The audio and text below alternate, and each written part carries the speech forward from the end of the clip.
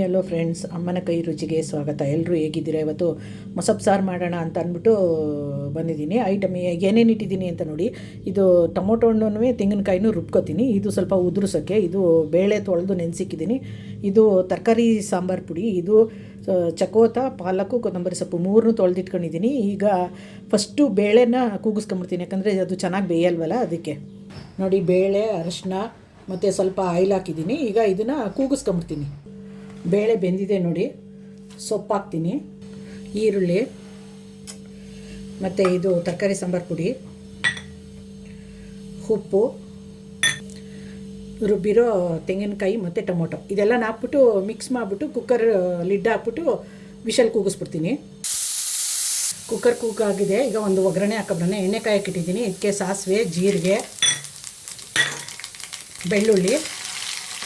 ಬೆಳ್ಳುಳ್ಳಿ ಸ್ವಲ್ಪ ಚೆನ್ನಾಗಿ ಫ್ರೈ ಆಗಲಿ, ಕರಿಬೇವು,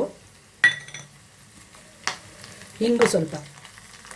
ಸೊಪ್ಪಿನ ಸಾರು ರೆಡಿಯಾಗಿದೆ ನೋಡಿ. ಅದಕ್ಕೆ ಒಗ್ಗರಣೆ ಹಾಕ್ಬಿಡ್ತೀನಿ.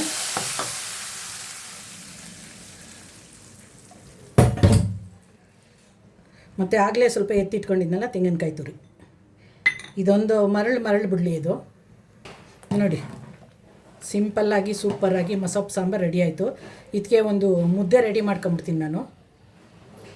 ಮೊಸಪ್ ಸಾಂಬಾರು ರೆಡಿ. ಮುದ್ದೆಗಿಟ್ಟಿದ್ದೀನಿ ನೋಡಿ. ಮುದ್ದೆ ಬೆಂದಿದೆ, ಮುದ್ದೆ ತಿರ್ಕೊಂಬಿಡ್ತೀನಿ. ಮುದ್ದೆ ಸೊಪ್ಪು ಸಾರು ರೆಡಿಯಾಗಿದೆ ನೋಡಿ.